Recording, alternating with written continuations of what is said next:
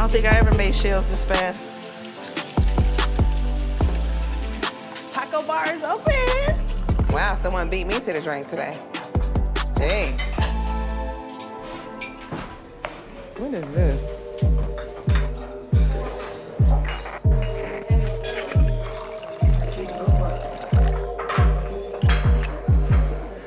Going into family dinner, Janae's back drinking, you know, that's surprising. And a lot of work needs to be done in that area.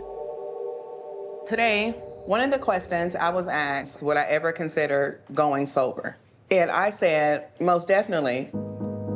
If it's gonna help me build a better relationship with my kids, with my friends, with my soon-to-be husband, then by all means, will stop drinking.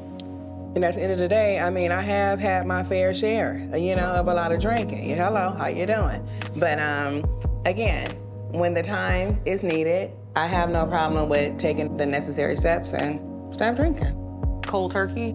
Yeah, I mean, I wouldn't mind. That's interesting to hear and good to hear. I don't think you should have to stop being you know, especially if it's just in a social life. I can see if it's excessive. Right now, Janae's drinking, and I just don't know if one person drinking and the other in sobriety is a combination that will work. So, as his mother, I'm concerned. So my task today was red hot questions with Janae's family, and Jameer was asking questions like more or less about the difference in our parenting styles. And we have to make sure that there's boundaries set up. Fences protect both sides, right? Right. So we want that person to have that boundary as well as us on the inside. But then I think the conversation just kind of also elaborated into other aspects as well. Because if we're not setting up boundaries in one area, we're probably not setting them in other areas, right? And there was one other one.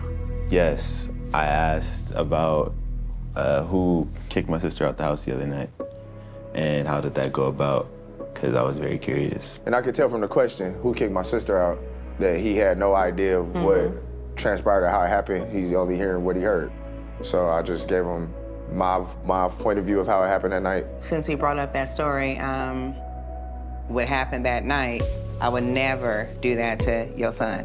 I'm tired of being put in the middle of situations and feeling like I have to pick and choose. I get it's your daughter, and because of that, I think you're so okay with justifying her actions and condemning mine. Because of that dynamic, you're too okay with that, which still bothers me.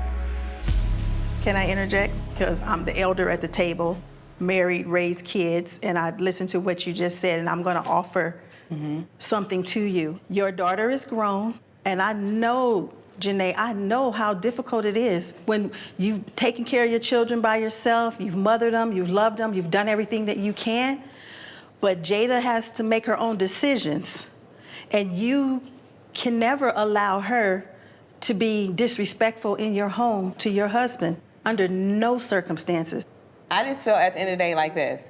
He has so much to say about what Jada doing and trying to tell me how to parent my daughter. Changing the subject. No, it's not about excuse that. me. You just brought up other stuff. hear So you. therefore, No, I'm bringing he up the has same so much topic. opinion about how I should be But with I'm my not daughter. gonna myself. But I feel like, how you gonna tell me how to raise my children or my daughter when you have absolutely no relationship with your son? That's incorrect. So no, that is totally That's your correct. opinion. That's your opinion. But Janae, that's a dart. That's That's a throwing a dart. dart. Punch. No, See, I get That's tossed? throwing a dart when we're talking about. And this is what I gotta deal with and stay what's respectful.